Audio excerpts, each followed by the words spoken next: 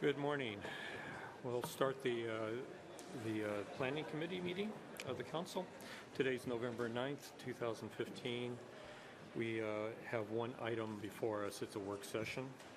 And before I start, I'd like to mention our committee member names, and that's Stan Hamill and myself.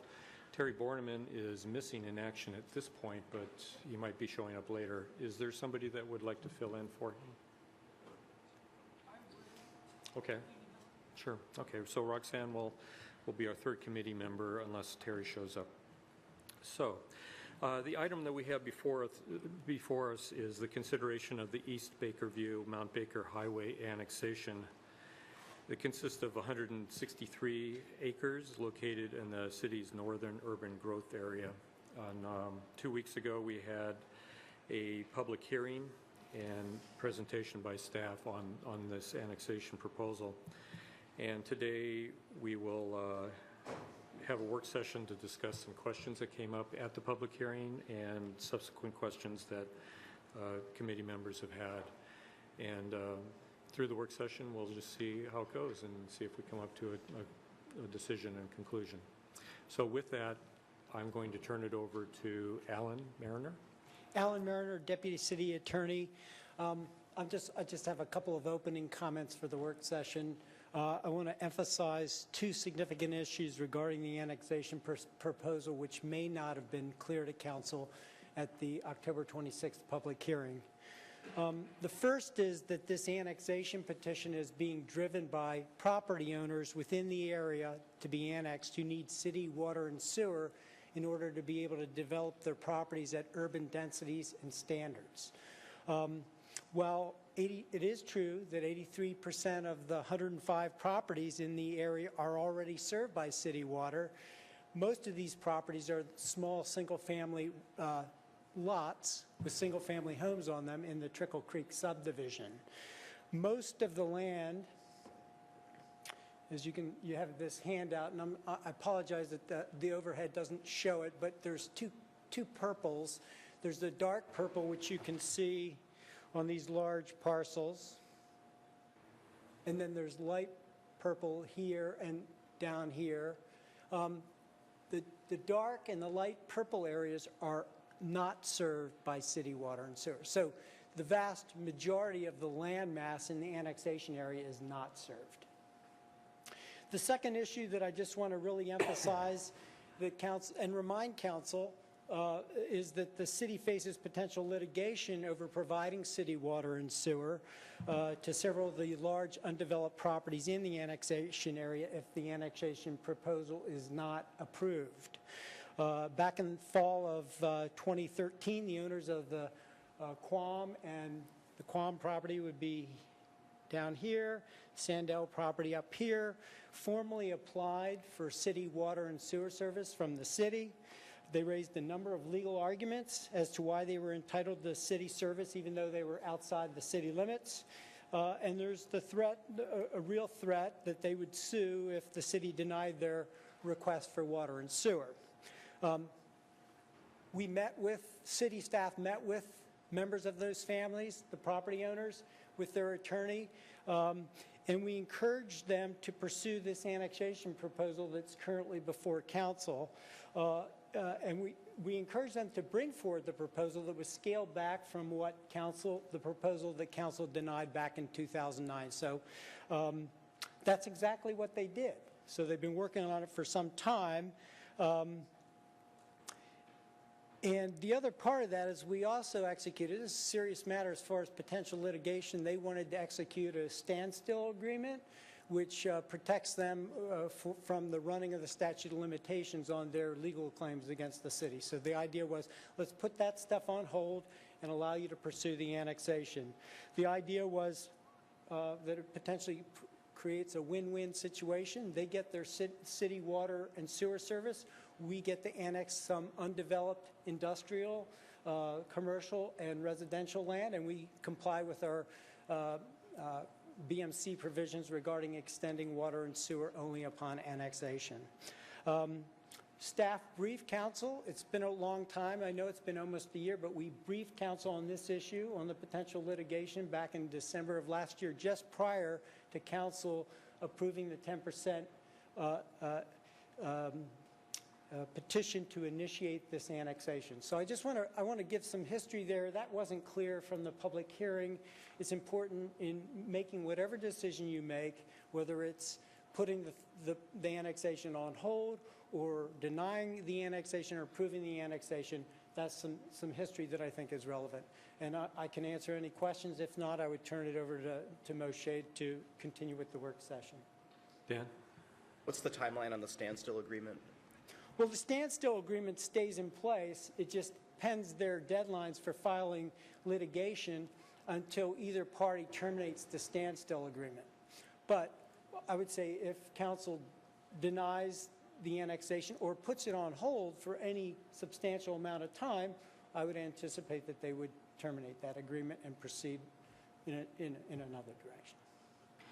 Alan, with the extension into the Triple Creek development, when that was done, and maybe you might have information on this, if not, well, Public Works is here. What was the reason, I guess, to exclude the Area 27, where the commercial development area is right off of Mount Baker Highway? I'm going to defer to, at that time. Hopefully planning staff can answer that question. Or planning staff.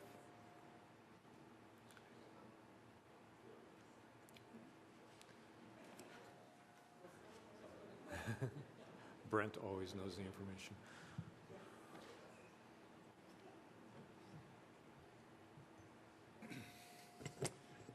For the record, Brent Baldwin, Public Works Department.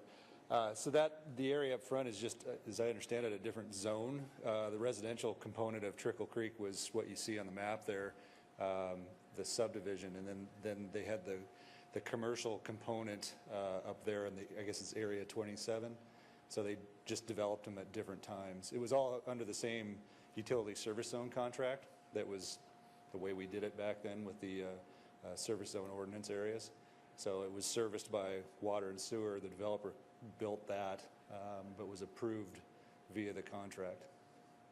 It just seems odd that, if it was all one owner, that they wouldn't have tried to acquire water and sewer for the entire area, and it got bifurcated the way it was.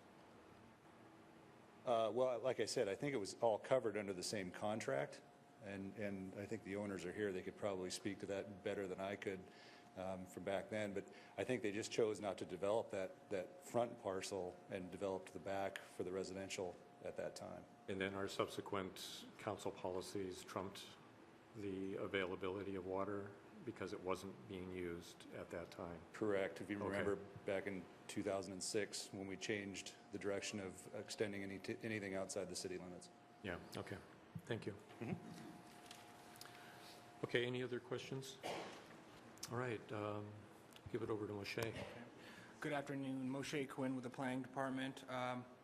Staff has provided responses to the comments received from the public hearing in October, as well as supplied responses to Councilmember Jack Weiss's questions. We just would like to know how you'd like to proceed. Do you want to go through each question, or just maybe council provide questions to staff into areas of concern from the responses? Are there preferences?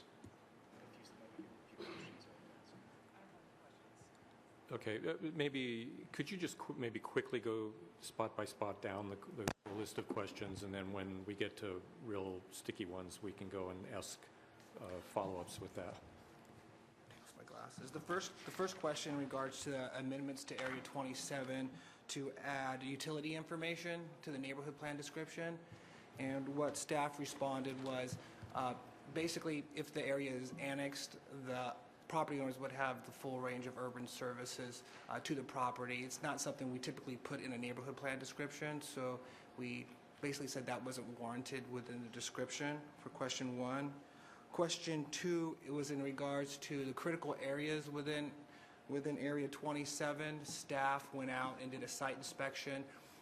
Critical areas meaning wetlands and steep slopes, and It was true there were no wetlands on the properties. City IQ identified steep slopes, but upon visiting the site again, we noticed that those areas were retaining walls that were constructed with the site, so they don't apply. However, there are wetlands to the east of the property within a reserve tract to the Trickle Creek subdivision, and those buffers could encroach into Area 27, and buffers are regulated under the city's current critical areas ordinance, so those would apply.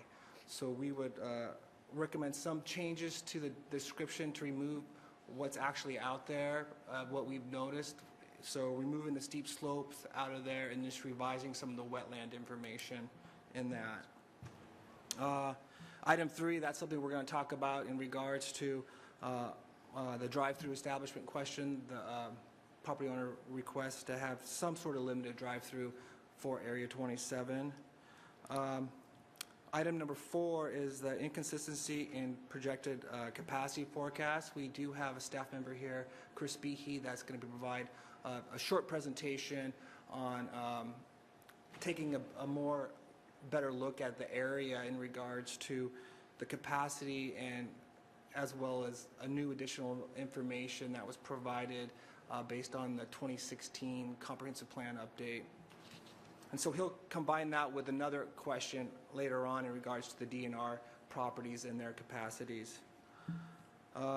Number 5, TDR development rights. As stated here, it's already a transfer of development rights in the county. Both the city and the county work together to designate TDR receiving areas in the city UGA, and the city is adopting comparable zoning to allow that provision to continue. Number 6, no protest annexation provisions. It's a common practice when extending utilities in the urban growth area, well, in the past, was to have a condition that the owner sign into a non-protest, which is binding upon the property and the successors. It's something that's recorded against the title of the property. As part of the property owner's due diligence, they should always review their title report to see what restrictions or conditions are associated with their property. There is no oral requirement that the city provide potential purchasers of properties of this condition.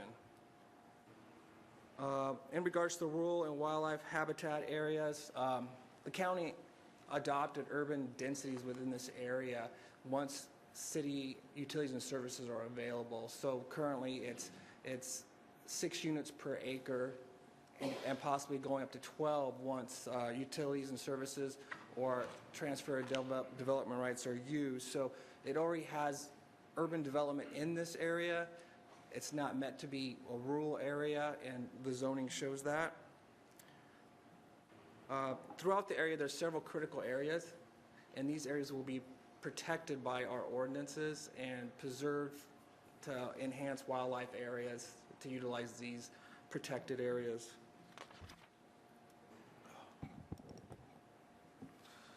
Next question, number 8, utility surcharge. Yes, with annexation, that 50% surcharge would be removed.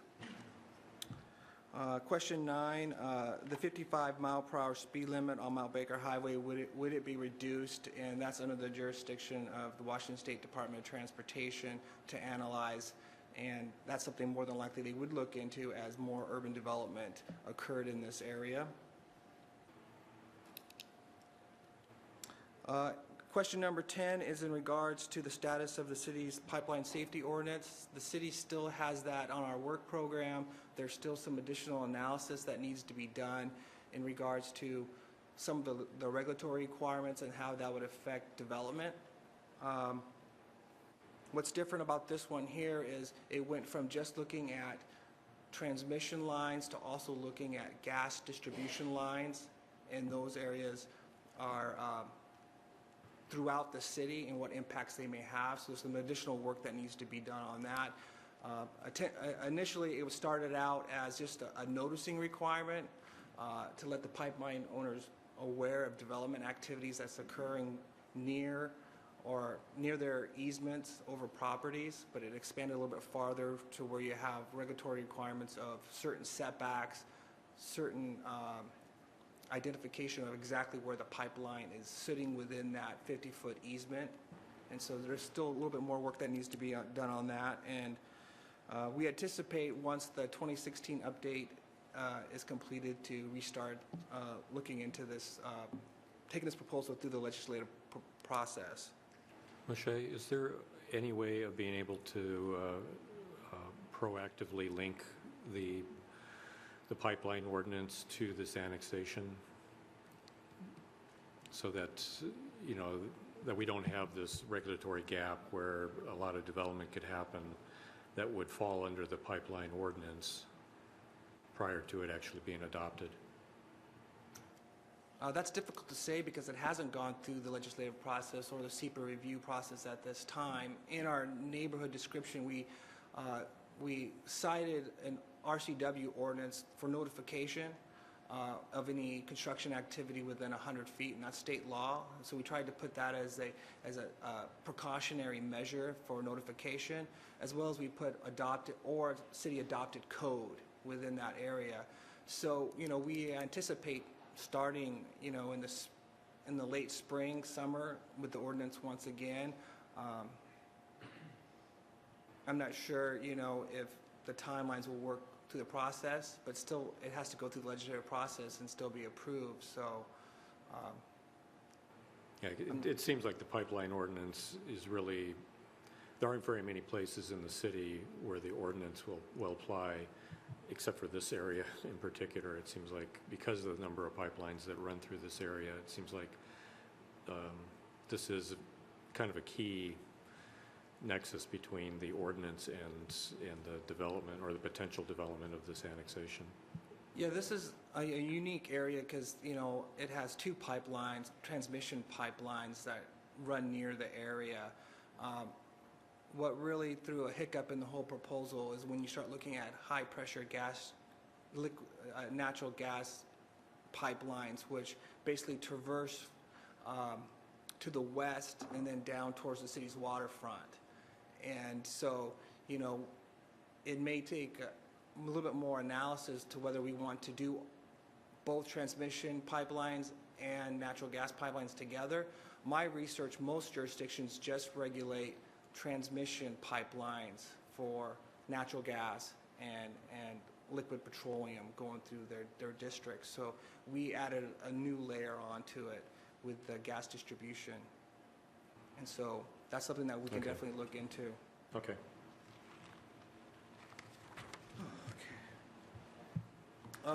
Sorry, Moshe. Michael? Yes. On the map, could you just show us where those pipelines are on those two transmission pipelines? Yes.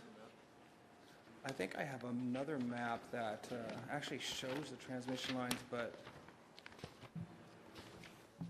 that still work?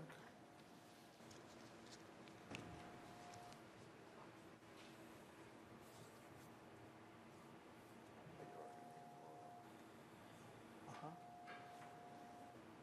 Back camera. Hope I get this right.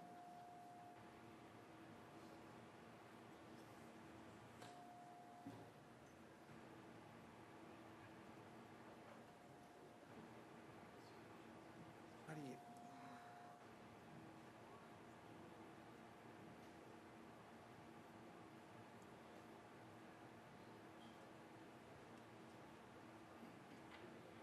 Okay, as you can see here, the annexation area is generally right in this area right here.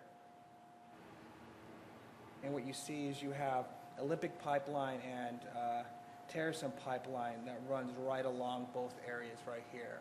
And then they traverse off to the north and to the northwest. And then this line right here is the high pressure natural gas line, which goes through the URMX area and then traverses right across the industrial portion of the annexation area. And then you can see it just runs all the way down towards the city's waterfront. And so when you look over here at the Williams pipeline, that's a transmission natural gas pipeline, which is regulated under the county for noticing requirements and land use activities within that area. And then this is where it gets sized down to a distribution line. Michael? When you say size down a distribution line, are we still talking 4-inch, 6-inch, 8-inch diameter, just lower pressure? It's more pressure is how they regulate it, so I'm not sure, I don't know the specifications of pipe sizes.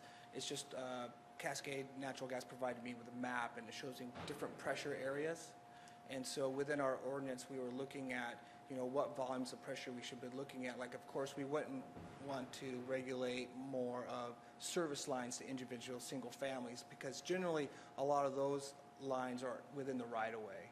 But there are areas where they're going through private property, through easements. But I think this was one of the main lines that goes to the cogen plant down towards the city waterfront. And so it actually goes through a lot of our industrial areas, so it could create a lot of nonconformancies with the existing buildings that are there. So that's another issue that we would need to explore and take a look at. Thanks. Thanks.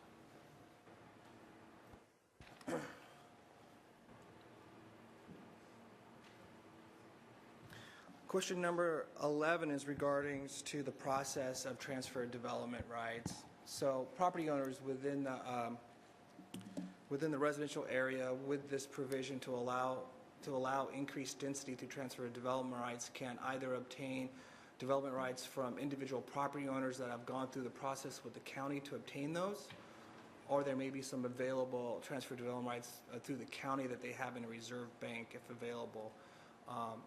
Property owners would then apply that with a development proposal with the city, and then the city would work with the county to extinguish those documents as being used, is generally the process. Back in 2009, we took a better look at the TDR program, working with the county and working with the private consultants to see how efficiently it was working, and then what came out of that was the city's purchase of development right program. That's also available if property owners can't find TDRs to purchase to increase density. Also, the area has a density bonus provision to allow density increases, which basically looks at doing clustering lots, where you would preserve the open space areas or critical areas, and then you might be able to increase certain sizes to a minimum density of 5,000 square feet, I think it is, for this area, and have those lots more clustered together to get more development potential. Some obstacles that, that the city has heard is the market value. There aren't a lot of TDRs that people are putting out on the open market for people to purchase. We've also seen instances where developers have chosen to develop at a lower density and not utilize the TDRs. And a lot of times, economic conditions. I think, from the 2008 economic recession, there wasn't a lot of development activities where people were looking at increasing density or building. Moshe, hold on. Dan? I'm just trying to achieve some clarification on this item. On page 152, under density, second paragraph, says under the fee in lieu of option, a property owner / developer can purchase additional density by paying a fee to the city's Lake Whatcom Watershed Property Acquisition Program. And under item 5 on page 127, it says not recommended as a transfer of development rights receiving area. So I'm trying to understand, are we saying that we're not asking the watershed to basically be a sending area and this area 28 to be a receiving area? This area is already a designated receiving area from TDRs from sitting properties in the county in the Lake Whatcom watershed.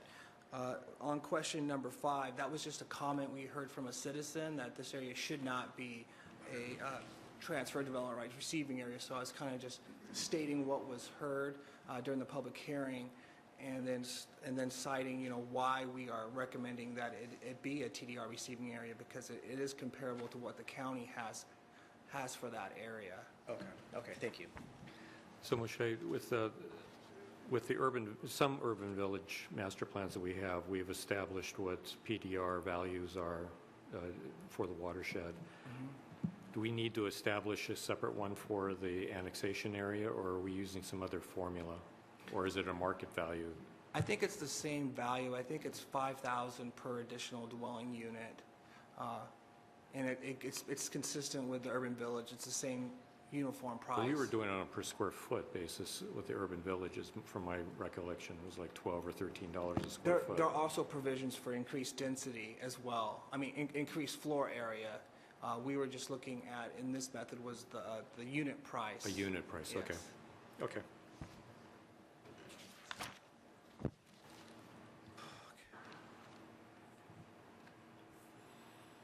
Number 12. Okay, sorry. This is in regards to sanitary service companies. The Public Works Department provided a response on that they basically, the city basically has an agreement for areas that are going to be served, and once that agreement's set, those areas would be expanded. I'm not exactly sure of the language, and maybe Ted could go into a little bit further, but it says it would be covered under our existing contract. Okay. Well, Ted's going to comment. Well, I don't know, Ted, you and I have talked about this in the past. To me, it seemed like it was not necessarily the case, that it was really something that had to be formally applied for. Yeah, there's a couple different, Ted Carlson, Public Works Department. The city's contract for residential solid waste and curbside recycling with sanitary service defines the service area as the corporate boundaries. So when we annex, our corporate boundaries automatically are expanded, and so the contractor automatically applies to all the newly annexed areas. Jack, what we spoke about in the past is when a city incorporates and the area is being served under a G certificate through the WUTC, that G certificate is what the hauler operates under, is a property right. And in those cases, which is a little bit different than ours, you have to notify the hauler that you're going to contract for services. That's where there's not a contract in place already. Ours is a little different because the city already has a contract for residential service, and the contract specifically has a section that states once the city expands and the boundaries change, the newly annexed area is subject to our rules and regulations and rates. I did, when we got your question, I wanted to make sure that I had the latest information on this, so I did call the UTC and confirmed that once we annex, we simply send our new boundaries down to the UTC, and the area that sanitary service serves under a G certificate becomes a little smaller, and the area that they serve under our contract becomes bigger. And that happens immediately, because I knew that there was like a 7-year. Exactly. Yeah. This particular case, it does happen immediately. The Okay. 7-year deal is when a good example would be a newly incorporated city, an area that's currently being served entirely under the UTC. If that city decided to exercise their rights to contract for the services, in essence, you have to put the hauler on notice. It's been determined that that's 7 years. It's actually 7 years plus damages, which the courts determined were 3 years. That doesn't actually apply here, but I did clarify that because I wanted to be sure, because we had talked about that. Thank you. Yep. Okay.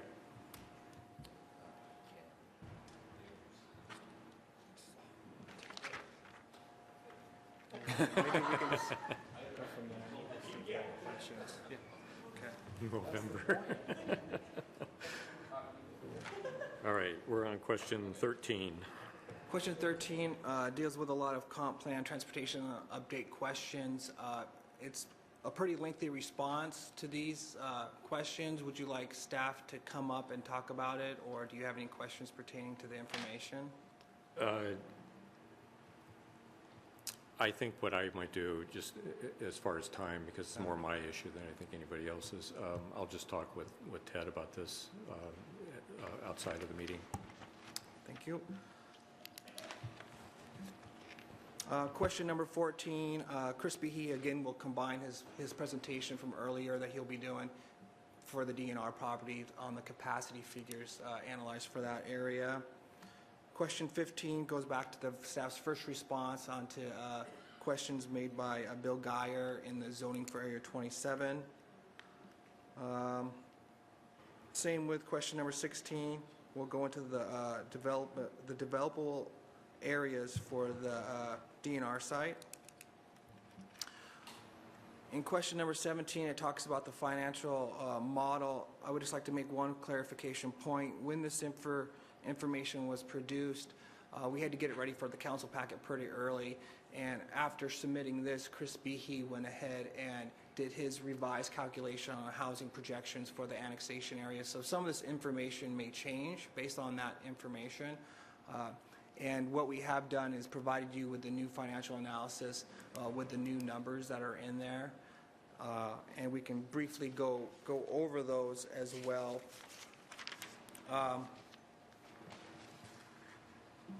So if you want to just go through question A, B, and C, or how do you want to address these questions?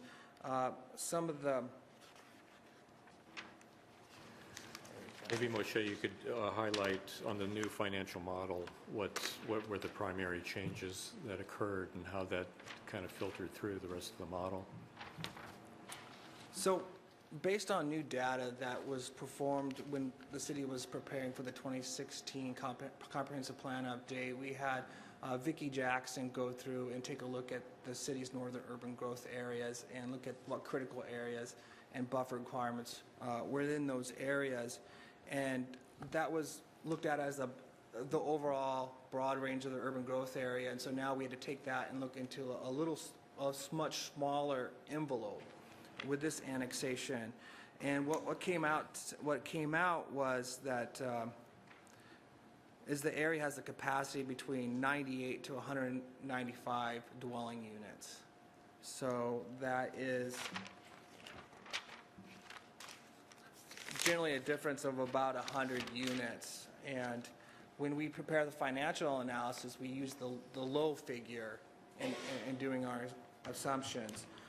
So the original proposal basically said between 187 to 387.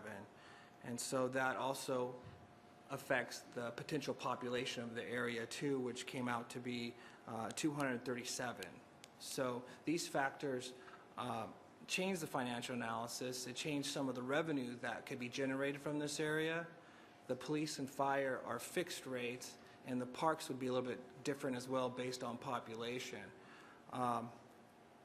With these lower figures, actually the deficit goes up from, I think it was just over 4.5 to 6.5.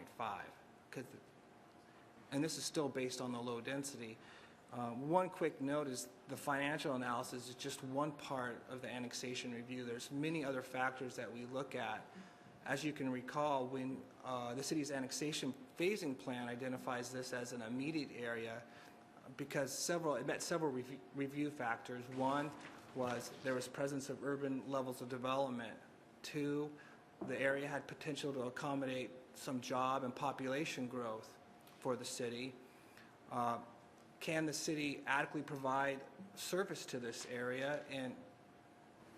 And there are already a lot of existing water and sewer lines into this area. So there's many factors that we look at besides just the financial analysis. And I just want to make that clear. The employment doesn't change roughly at all. It's still between 75,000 to 150 square feet of industrial and some possible commercial in the area. And the 25-acre industrial area, it's projected to still be able to employ between 100 to 300, or create 100 to 300 jobs within this area. So, all these contribute to the annexation area being within an immediate area.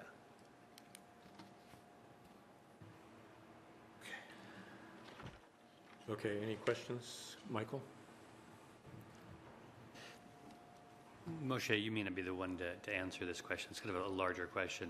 Usually, in the recent past, most of the financial analyses for annexations, not just the most recent ones, but even going back 5, 6, 7 years, have shown that the numbers do not always come out positive, but it usually has to do with capital costs. This is a smaller area. There's not significant capital costs. It's operations in this case. I'm just trying to understand how this area is different in terms of its numbers not looking good for the city coffers in general. The operational costs are high for this area. Can you just kind of comment generally? I'm trying to address the general problem of why annexations seem to be so difficult for us to do, even if geographically they're located in a sensible location. I can take a stab at that. Greg Ockett, Planning Thank you, Greg. Department. I think it generally points out some of the difficulty in forecasting revenues and expenses. That you're right, there aren't a lot of capital costs for the city in this area. They are primarily operational. And so you've got, in the financial model, the need for additional police officers, for example, and firefighter or two. And those really drive up the costs. And I think that those needs are not necessarily just tied to this area, but they're cumulative. And as we annex different areas over time, we get to a point where we need additional resources, and this is the one that happens to tip the need for those additional resources.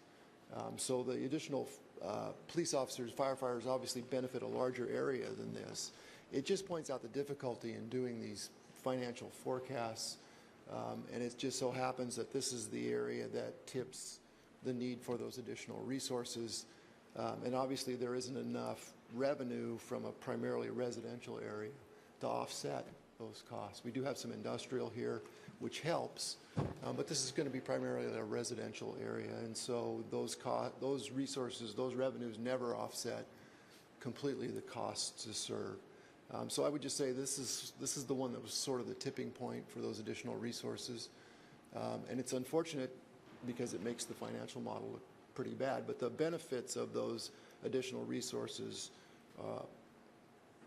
go over a wider area than just this particular property. So given that, is there some way you can properly kind of apportion the costs? Can you, it's not that this area requires both new police officers and a new firefighter, for example, but it requires a fraction of the two new firefighters and the additional patrol officer. Is there a more fair cost accounting that would assign some of the other costs to the nearby and adjacent areas that contributed to that cumulative loading already in the area? We've talked about other methods, and I don't know, Brian, do you want to talk about? We've talked about other methods for apportioning those costs. We haven't come up with something that we think is necessarily better than what we have, but because the general issue is fairness of benefits and costs allocation. exactly. Okay, Brian Henshaw, Finance Department. So not only is it population driven by level of service and calls for service, but it's also by geography. And so we have looked at annexations differently on a per capita basis, which would change the numbers, which would then differentiate between a geographic requirement and just a per capita cost on what it takes to provide police and fire to the city of Bellingham currently, and then what it might be just for this additional population. I can tell you that both police and fire don't like that analysis, and they are more on the subjective, this is what it takes now for this annexation. So you have a fairness and a timing issue, just as Greg said. He actually said everything very well as far as the difficulties in forecasting and just trying to put costs associated with an annexation in there. In general, the costs for police and fire are going to be incurred by the city whether we annex this property or not, because they're based on population. And according to their studies, we're already behind.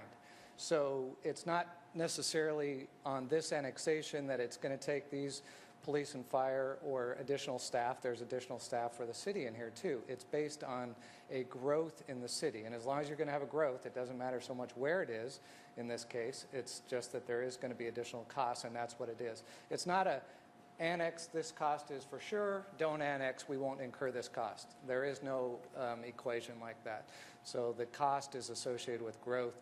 If there is particular cost for this area for a road or a sewer, those are easily identified as a capital cost. Parks is a little bit more like that, where we identify park needs by a specific area. But again, it's driven by population, and just because you don't annex doesn't mean that the population isn't going to be someplace that uses our parks or our services. Dan? I'm trying to understand Speaking of parks, as the parks line item for the 10-year accumulation, it looks like it's about 125,000, and then for the 20-year accumulation, it jumps to just over 700,000. So I'm trying to understand what that reflects, what that increase reflects. Well, there's both capital cost and operational cost. So we basically say that it's going to be, this much population, and currently the LOS for population is 1,000, acres per 1,000. So then we forecast out when the acres would be purchased, and on a 20-year forecast, I place them basically, 1/3, 1/3, 1/3 every 6 years over that time, just to try to capture when purchases would happen, when development may happen, and then the additional costs. So I basically am using averages here and just saying that there is a need. When that need will be fulfilled, we don't know, but it certainly would happen in a 20-year time period, and so we spread those out, and then the operational costs start after that. So it's really the driver on the parks is going to be on the capital for the acres, and then the capital cost to develop the acres, and then the operational cost trails that afterwards. Thank you. And that definitely is an assumption. I mean, in the Birchwood neighborhood, when it got annexed, it didn't get its first park for like 60 or 70 years. But, yeah. Anyway, okay. I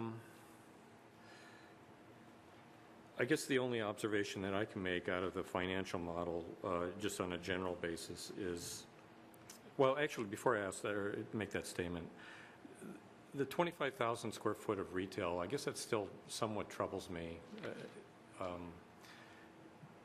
My understanding is that the only retail that really will happen is in Area 27, and that would be relatively limited in the total amount of square footage. Are we expecting to have more retail happen in the industrial area on the north? I think this would be a good time for Chris to come up and talk about how we project land Okay. use.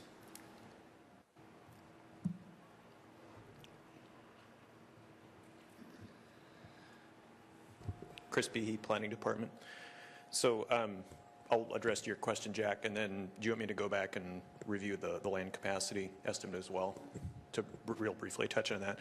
So for the employment splits that are in the financial model, basically 1/3, 1/3, 1/3 on industrial, retail, and just general commercial, that's based on, one, there are really two different employment areas within this annexation. There's the small commercial node right at the mouth of the Trickle Creek subdivision, and then there's the larger light industrial tract, part of which is developed, most of which is vacant at this time.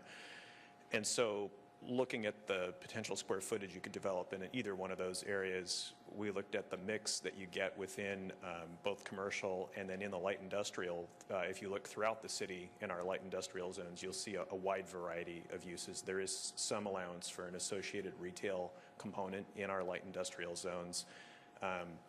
And so, again, we're looking at what would land in the small commercial node on the highway and what might end up out in that the lower area, which is light industrial. And so our best guess is to load it 1/3, 1/3, 1/3, not really knowing if we're going to get more of a warehouse-oriented operation, mini storage, or light manufacturing, maybe with some associated office space or a small retail component to it.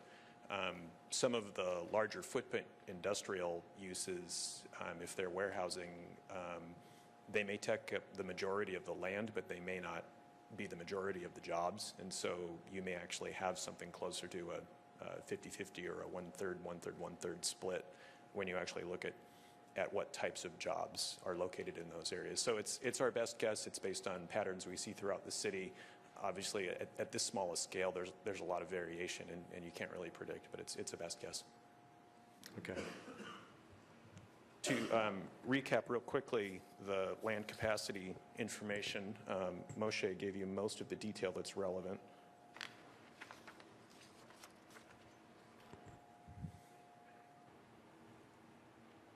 Let's see if this catches up here.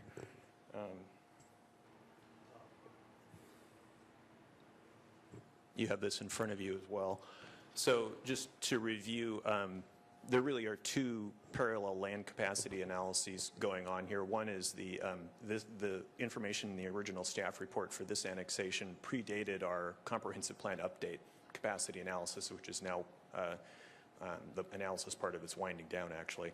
So what had been missing was syncing those two up, and Moshe had mentioned the more recent wetland information that came to light, and some of the testimony both for this annexation from the public as well as in the public processes for the comp plan update. There was work done by Jones Engineers, and also I think Mary Kay Robinson gave some testimony at the hearing for this annexation itself.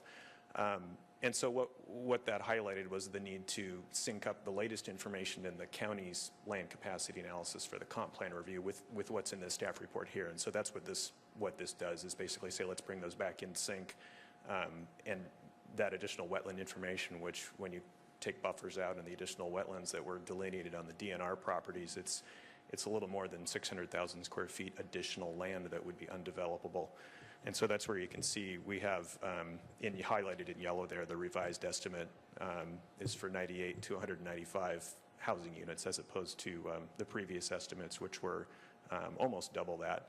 The big change was the delineation for the DNR parcels themselves. Our estimates show that there is between 42 and, hang on a second, look at the number here.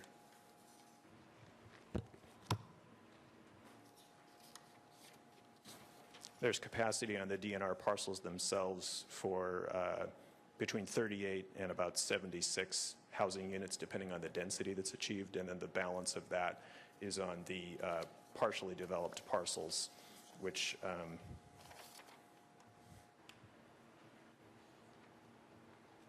again, this is the same graphic you'd seen have seen earlier this morning. So the DNR parcels here, and then there are the partially developed or partially vacant portions of these parcels that front on the highway on both the south and north side, all with that currently with the URMX residential designation. So that's the primary difference. And then I'll just put one more piece here. This is the highlighting the critical areas for this area. And you can see the areas along the highway are fairly unencumbered, whereas the DNR properties, the green are wetlands, the orange and yellow are areas with some kind of a slope. And you can see that big bench as it drops down into the Squalcom Creek floodplain area. And so you get a sense of the challenges of developing in some of those areas. And as Moshe had said, there's the clustering option in that zone, and that would certainly allow some development. But again, the reason for us dropping that number is just in recognition of those additional areas that have been delineated. So Chris, on the southern DNR property, is there any developable area that counted towards the 38, or is the 38 primarily on the northern one? Most of it, I don't remember the exact split, but I want to say 70% or more of it's on that northern piece. The southern piece, there are pockets of developable land, but again, there are issues with access to where you may be able to get roads in there. So there was some that's counted, but once you have the buffers in there and the slopes don't necessarily prohibit development outright, but they do certainly make it more challenging. And that's where our analysis doesn't do the full engineering on where you might actually be able to cut a road in, but just looking at it, you can tell it's pretty encumbered. Yeah. Okay. Michael? With regard to the DNR land, is it reasonable to assume that the DNR would even sell this and make it available for development? Do they have plans or ideas for this property? We did contact the regional property manager for DNR, both with regard to these properties and with the Curtis Road industrial properties, where they own about 160 acres in our urban growth area.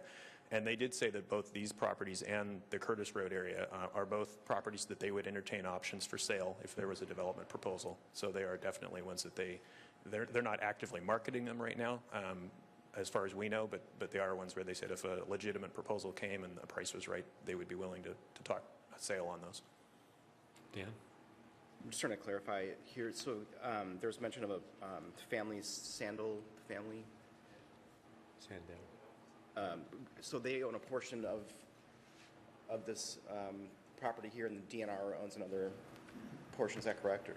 They had the, I believe they were the former owners, or are they former owners of the piece that's zoned light industrial, so this entire piece here.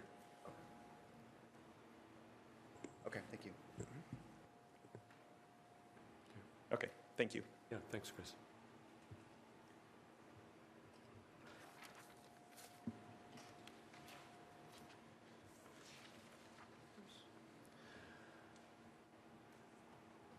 Okay, is that your presentation?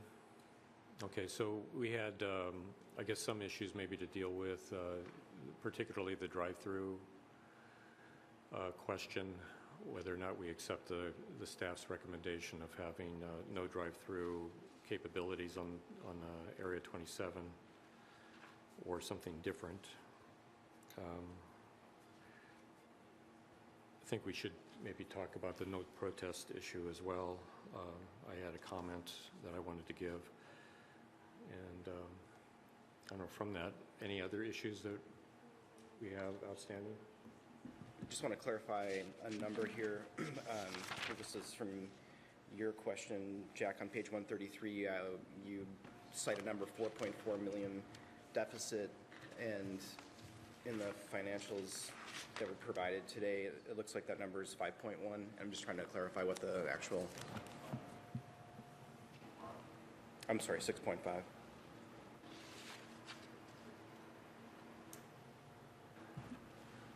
Are you ready to discuss the drive-through issue, or where do you want to start? Yeah, let's do that now. Okay. I just remind council, we struggled with this one.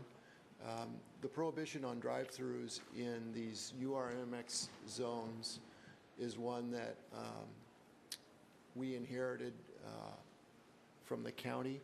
The original intent was that within these URMX zones, you would have a small neighborhood center that would serve the surrounding neighborhood and not be a draw for vehicles or people outside of the area. So that was the reason for the prohibition on drive-through originally.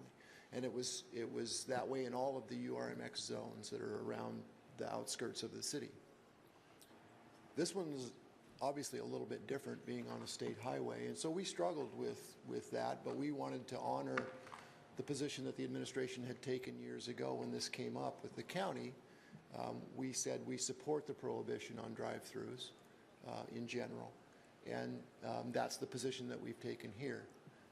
As I said, we struggled with this one because it is a little bit different.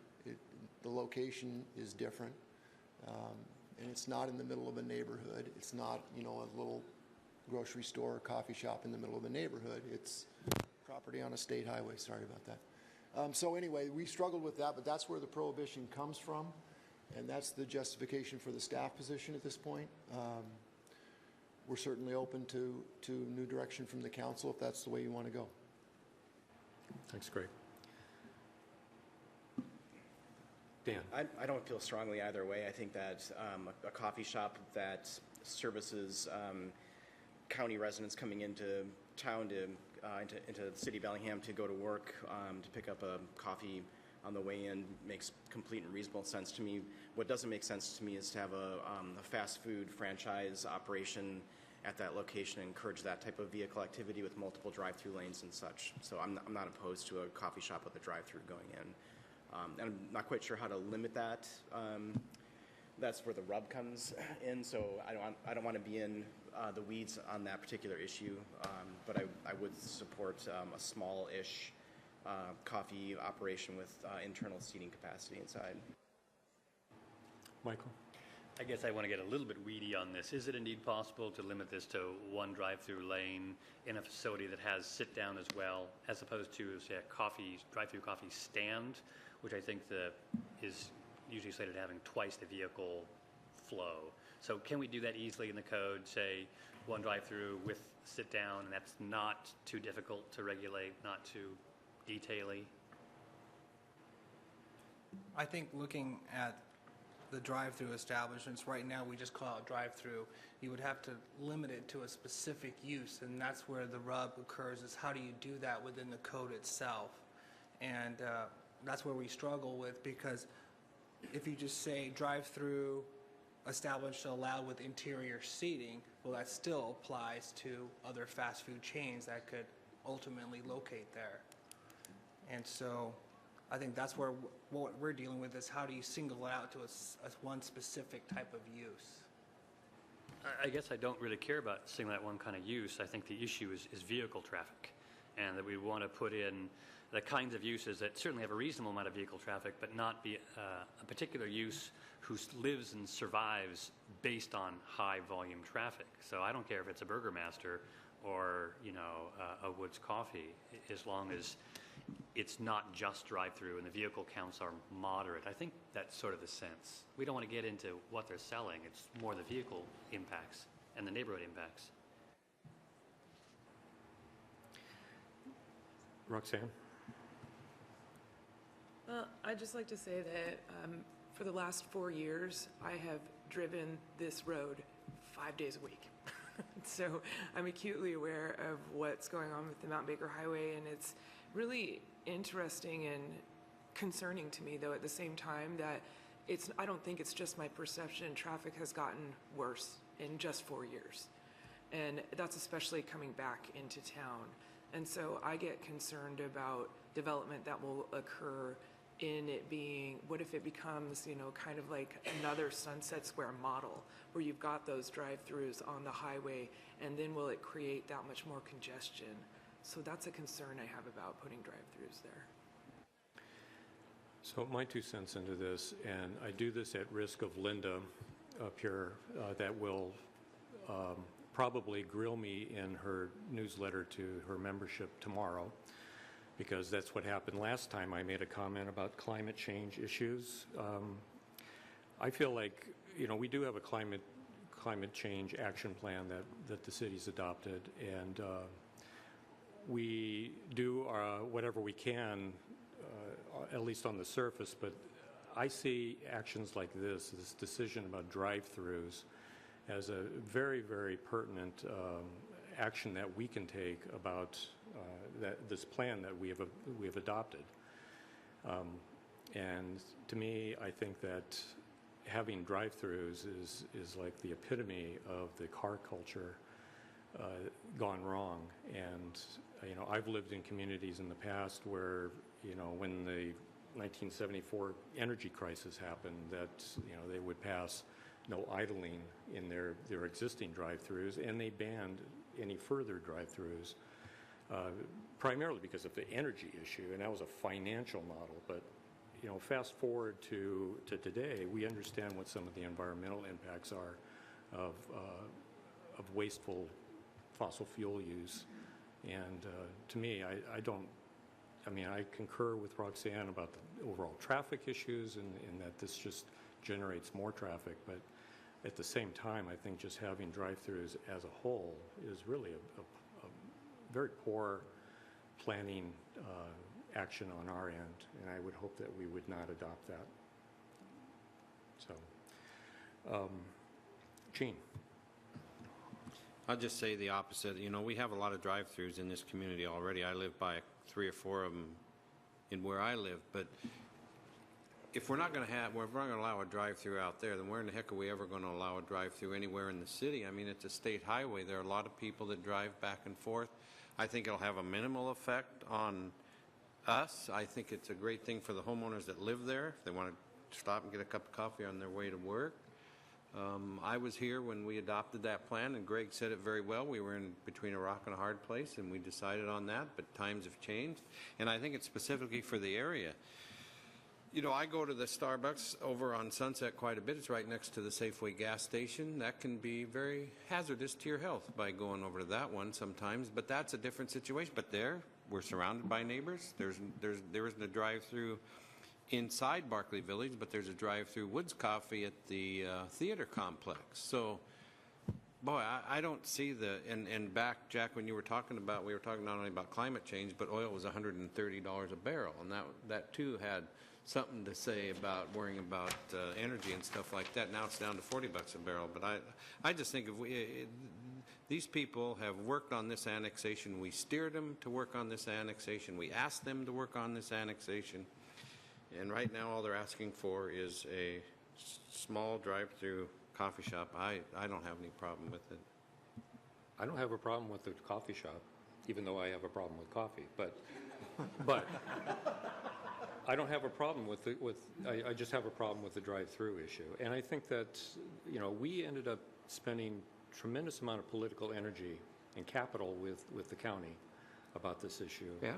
And to go back on it now, Well- I think is, you know, the county's going to look at us sideways and go, Well, they what do are you guys anyway, thinking? so that doesn't matter. Well, I mean, I no, know. seriously. I think this is specific. We're not blanketing, going to put them everywhere. This is just one specific area. And, you know, I'm sure there'll be setbacks. I'm sure there'll be a lot of room from the drive-through to the Mount Baker Highway.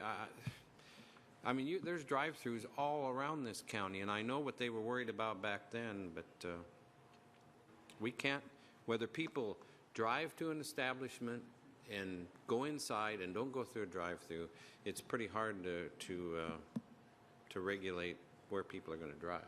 So that's all. Dan? I think that's thanks, Gina. That's one of the points that I'm trying to get my head around here is that aside from the folks that live in the Trickle Creek area here and future residents, the commercial activity that happens in Area 27 will primarily be driving to or driving through. There's just not going to be a substantial amount of like downtown kind of density walking traffic. So in one way or another, the customers are going to be driving there, whether they drive through or drive up and get their coffee inside. To me, doesn't really matter. Okay, so I guess procedurally what we need to do is that if we wanted to extend the drive-through ban, we do nothing. If we wanted to change it, we'd have to entertain a motion from the committee members. Correct, yes. That we go to council tonight. So that's where I leave it. Is there a motion? Yeah, I'll make that motion to include a, I'm not quite sure what the right term is, an amendment to include the drive-through option for Area 27. And I'd like to frame that within such a way where there's a square footage requirement and a lane requirement versus just a blanket The limited drive-through. a limited drive-through amendment, one lane, and then inside seating and square footage of no more than 1,200 square feet. 1,200? Yeah.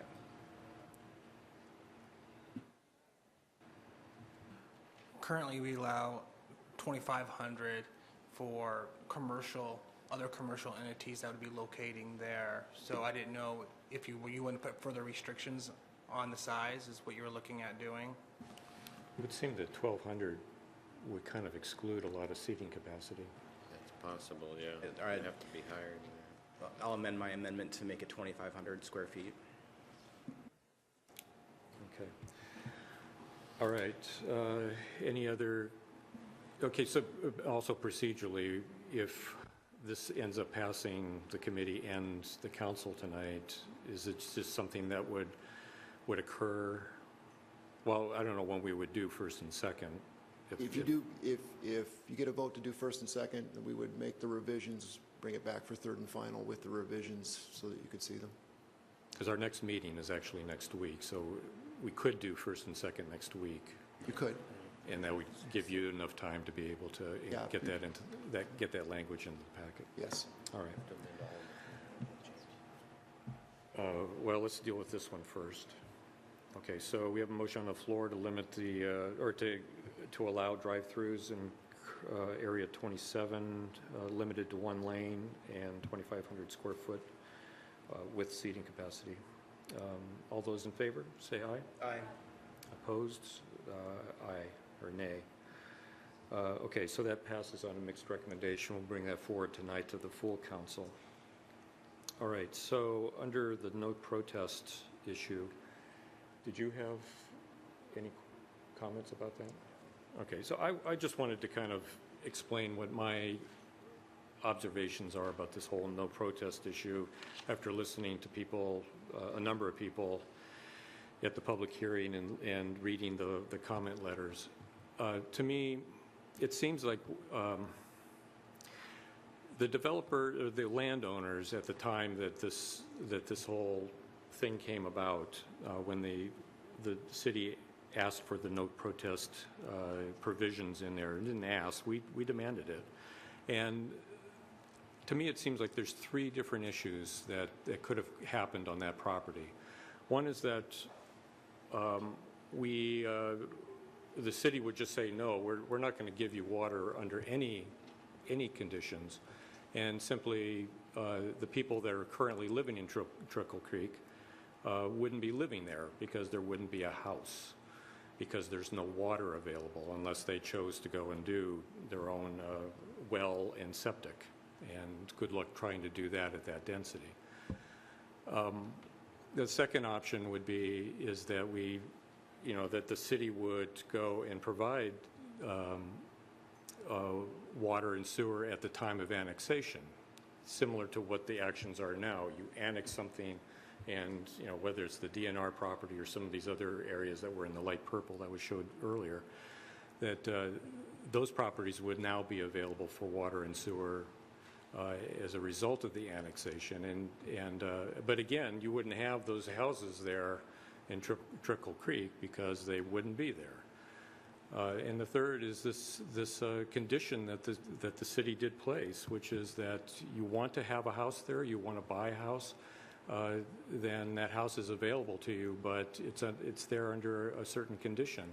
And it really behooves the people that buy those homes to do their due diligence when they are buying property. The title report would go and say whether or not there's a condition such as a no protest annexation issue. And it's important to read that. That wasn't even fine print. That's in 12 point. It's not fine point, or tiny, small print. Anyway, I think that this whole thing about the no protest is really a red herring, because the people that got those homes and are going to benefit from the lower taxes, from the extinguishing of the 50% surcharge on the utility bills, that they're going to benefit from this in a tremendous way from an annexation. And it's really, I think, working against their own best interest to go and say that they don't like to have a no protest agreement with the annexation. To me, if I was a property owner over there, I would be in favor of doing that just for my own personal self-interest. Whether or not I'm going to vote for this annexation proposal or not, I don't know yet. But those are just my overall thoughts. I just feel like, the no protest thing, while it was made to be a big issue, in my mind, it's sort of like buyer beware. Do your homework, do your due diligence when you're buying property. If you didn't like it, then go and move somewhere else where there isn't a no protest agreement. So that's what I wanted to have to say about this. Gene. Very well said. I've bought 3 or 4 new homes, and that's the first thing the realtor will talk to you about is a no protest, whether for road work or annexation or anything else. So I think you hit that one right on the head. Thanks, Jane, after beating me over the coffee shop issue. I'm sitting in your chair here. I'm afraid I'm going to start thinking like you. That's not good. And the same here. All right. So I think the last issue that we had to talk about had to do with the financials. And Dan, you had, I think you wanted to put that on the items to talk about. I was really looking towards some clarity around what the projected deficit over the 20-year was. There are just a couple of numbers that were thrown around, and it looks like on the latest financials that were handed out, it's 6.581912 versus the 4.4 that's indicated or cited on page 133 of the packet. Just wanted to get the correct number. The correct number is the one we handed out today. Okay. And that's a reflection of the reduced development that we're forecasting in the area because of the additional wetlands information. All right. The point I wanted to make about all of this is, in doing the math on this stuff, when we denied the U Street Road annexation because of the high cost, the $31 million cost for 350 units, that came out to around $88,000 per unit. And that seemed like a tremendous amount of public subsidy by our citizenry for relatively few units.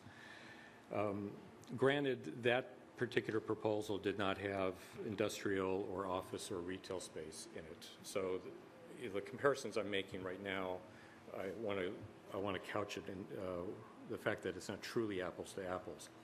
But under the 4.4 number, deficit number that was presented in the original packet, it was more on the order of about $23,000 per unit subsidy. With these new numbers, it's jumped up quite a bit. It's up to around $67,000. So it's a tremendous amount of subsidy for 98 homes. And some, we don't know exactly how much industrial or retail space, but when I look at that, that gives me pause, you know, because that's a lot of money per unit. You know, gosh, I would rather have $67,000 of city money go towards affordable housing instead of market-based housing. But that's my comment on that. All right.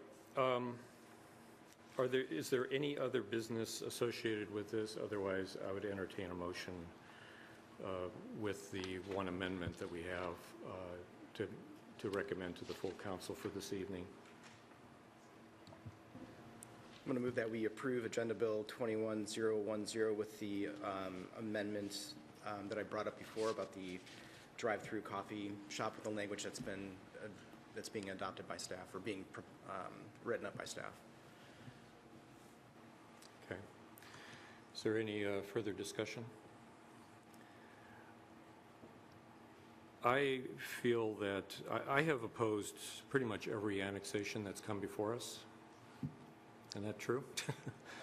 And the reason, the primary reason is been that I really feel like this whole issue that Michael had brought up before about how much, you know, what's the net effect of each individual annexation to the overall comprehensive look at what our utility costs are going to be, or more importantly, what our emergency services costs are going, emergency response costs are going to be. And it seems like we get pigeonholed into these individual annexations without really looking at the whole.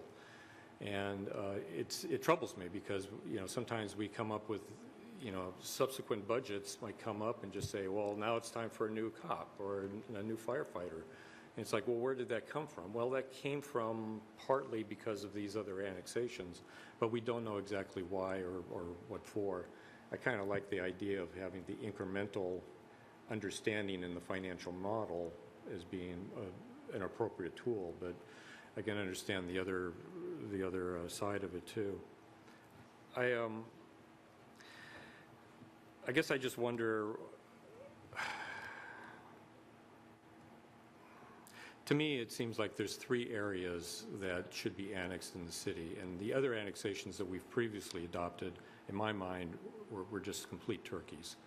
But the true annexation areas are the Geneva and Hillsdale areas because of the watershed area, the Alderwood area because we have existing services going on there, and it's ethically, I think we really do need to go and service that relatively poor income, low income neighborhood with city services. I think we have a moral obligation to annex that area. But the third one, because of the investments that the city has already made with Sunset Boulevard, High Avenue, I guess it's on Sunset, whatever it is, Drive, and the fact that the school has been put out there and various other improvements, to me it seems like this particular annexation makes more sense than a lot of the other ones. And so I guess, you know, this is a long-winded statement, but this is my last opportunity to vote on annexation, so I probably will be voting on third and final for it, but I will at least forward it through for tonight. History, yeah.